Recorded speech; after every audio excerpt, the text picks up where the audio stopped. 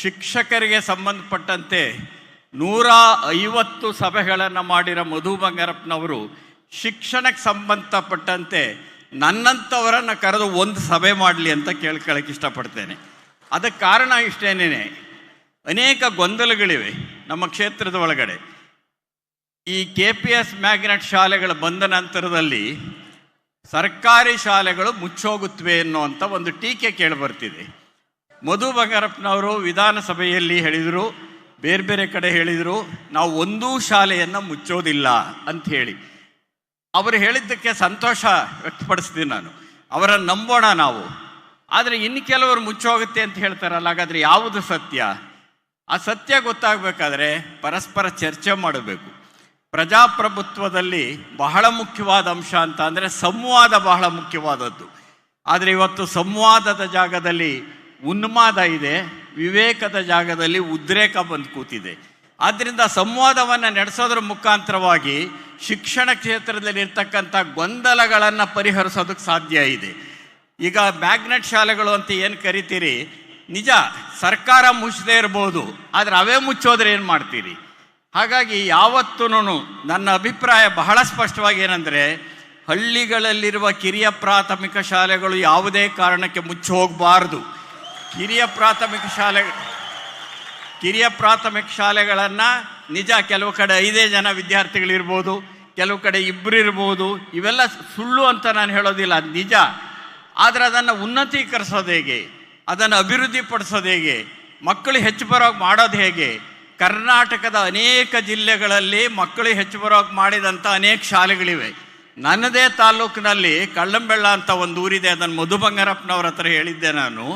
ಮೊದಲು 120 ಜನ ಬರ್ತಾಯಿದ್ರು, ಇವತ್ತು 305 ಜನ ಸರ್ಕಾರಿ ಶಾಲೆಗೆ ಬರ್ತಿದ್ದಾರೆ. ಹೇಗೆ ಬರ್ತಿದ್ದಾರೆ? ಹಾಗಾದರೆ ಹಾಗೆ ಬರುವಂತೆ ಮಾಡಿದ ಅಧ್ಯಾಪಕರು ಇರ್ತಾರಲ್ಲ, ಅವ್ರನ್ನ ಕರೆದು ಚರ್ಚೆ ಮಾಡಿ. ಶಿಕ್ಷಣಾಸಕ್ತರು ನಮ್ಮಂಥವ್ರು ಇರ್ತೀವಲ್ಲ, ನಮ್ಮಂಥವ್ರನ್ನ ಕರೆದು ಚರ್ಚೆ ಮಾಡಿ. ಒಂದು ಕಿರಿಯ ಪ್ರಾಥಮಿಕ ಶಾಲೆ ಒಂದು ವೇಳೆ ಹಳ್ಳಿಯಲ್ಲಿ ಮುಚ್ಚೋದ್ರೆ ಕೇವಲ ಶಿಕ್ಷಣಕ್ಕಲ್ಲ ನಷ್ಟ ಆಗೋದು, ಒಂದು ಶೈಕ್ಷಣಿಕ ಸಂಭ್ರಮ ಹಾಳಾಗೋದರ ಜೊತೆಗೆ ಆ ಊರಲ್ಲಿ ಸ್ವಾತಂತ್ರ್ಯೋತ್ಸವ ಮಾಡೋರು ಇರೋದಿಲ್ಲ, ಆ ಊರಲ್ಲಿ ಗಣರಾಜ್ಯೋತ್ಸವ ಮಾಡೋರು ಇರೋದಿಲ್ಲ, ಆ ಊರಲ್ಲಿ ಕನ್ನಡ ರಾಜ್ಯೋತ್ಸವ ಮಾಡೋರು ಇರೋದಿಲ್ಲ, ಆ ಊರಲ್ಲಿ ಗಾಂಧಿ ಜಯಂತಿ ಮಾಡೋರು ಇರೋದಿಲ್ಲ, ಆ ಊರಲ್ಲಿ ಅಂಬೇಡ್ಕರ್ ಜಯಂತಿ ನಡೆಯೋದಿಲ್ಲ. ಅಂದರೆ ಒಂದು ಶಾಲೆ ಒಂದು ಹಳ್ಳಿಯಲ್ಲಿ ಇರುತ್ತೆ ಅನ್ನೋದ್ರ ಅರ್ಥ ಏನಂದರೆ, ಅಲ್ಲಿ ಶಿಕ್ಷಣದ ಸಂಭ್ರಮವೂ ಇರುತ್ತೆ, ರಾಷ್ಟ್ರೀಯ ಹಬ್ಬಗಳ ಸಂಭ್ರಮವೂ ಸಹ ಇರುತ್ತೆ. ಈ ಮುಖಾಂತರವಾಗಿ ಶಿಕ್ಷಣದ ವಾತಾವರಣವೇ ಬದಲಾಗ್ತಾ ಇರುತ್ತೆ. ಹಾಗಾಗಿ ನಿಜ ಸಮಸ್ಯೆಗಳಿಲ್ಲ ಅಂತ ನಾನು ಹೇಳ್ತಾನೇ ಇಲ್ಲ, ಆದರೆ ಆ ಪರಿಹಾರ ಹೇಗೆ ಅನ್ನೋದನ್ನು ಕಂಡುಹಿಡ್ಕೊಳ್ಳೋದು ಹೇಗೆ? ಒಂದು ಚರ್ಚೆ ಆರಂಭ ಆಗಬೇಕಾಗಿದೆ. ಆ ಚರ್ಚೆ ಆರಂಭ ಆಗಬೇಕು. ಸರ್ಕಾರ ಶಾಲೆ ಮುಚ್ಚದೇ ಇರ್ಬೋದು, ತಾವಾಗೇ ಮುಚ್ತಾ ಹೋಗ್ಬೋದು. ಅಂಥದ್ದೊಂದು ಸನ್ನಿವೇಶ ಸೃಷ್ಟಿಯಾಗದೇ ಇರಬೇಕಾದ್ರೆ ಚರ್ಚೆ ನಡಿಬೇಕು, ಪರಸ್ಪರ ಮಾತಾಡಬೇಕು. ಆಗ ಅಪನಂಬಿಕೆಗಳು ದೂರ ಆಗ್ತಾ ಹೋಗುತ್ತವೆ. ಶಿಕ್ಷಣಾಸಕ್ತರನ್ನು ಕರೀರಿ.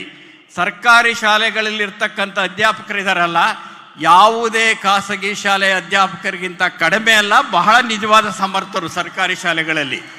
ಅವರು ಯಾರು ಉನ್ನತೀಕರಿಸಿದ್ದಾರೆ ಅವರನ್ನು ಕರೆದು ಮಾತಾಡಿ. ನೀವು ಪ್ರಜಾಪ್ರಭುತ್ವ ಅನ್ನೋದೇ ಸಂವಾದ, ಚರ್ಚೆ ಮತ್ತು ಚಿಂತನೆ.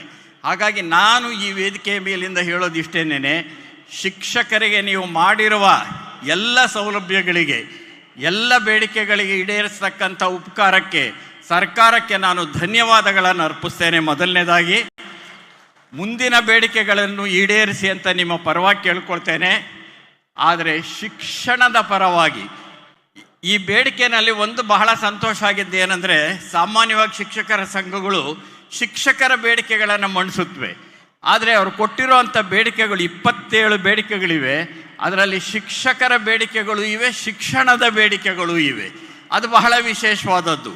ಆದ್ದರಿಂದ ಪ್ರಾಥಮಿಕ ಶಿಕ್ಷಣವನ್ನು ಉಳಿಸೋದು ಅಂತ ಅಂದರೆ ಅದು ವಿಶೇಷವಾದದ್ದು. ಅದು ತಳಹದಿ, ಅಂಥದ್ದೊಂದು ತಳಪಾಯ ಇದೆಯಲ್ಲ, ಅದಕ್ಕೆ ಯಾವತ್ತೂ ಅಪಾಯ ಬರಬಾರದು ಅಂತ ನಾನು ಈ ಸಂದರ್ಭದಲ್ಲಿ ಕೇಳ್ಕೊಳ್ತಾ, ನಾವು ಚರ್ಚೆ ಮಾಡೋಣ, ಗೊಂದಲಗಳನ್ನು ಪರಿಹರಿಸ್ಕೊಳ್ಳೋಣ, ಶಿಕ್ಷಕರಿಗೂ ಅನುಕೂಲ ಮಾಡಿಕೊಳ್ಳೋಣ, ಶಿಕ್ಷಣದ ತಳಹಾದಿಯನ್ನು ಗಟ್ಟಿ ಮಾಡೋಣ. ನೀವು ಸಣ್ಣ ಆಗ್ಬೇಕಲ್ವಾ? ಅದು ಒಂದು ಉತ್ತಮ ಆಹಾರದಿಂದ ಸಣ್ಣ ಆಗ್ಬೇಕಲ್ವಾ? ಪ್ರತಿದಿನ ನಮ್ಮ ಜೀನಿ ಸ್ಲಿಮ್ನ ಯೂಸ್ ಮಾಡಿ ಯಾವುದೇ ಸೈಡ್ ಎಫೆಕ್ಟ್ ಇಲ್ದಂಗೆ ನೀವು ಸಣ್ಣ ಆಗ್ತೀರಾ.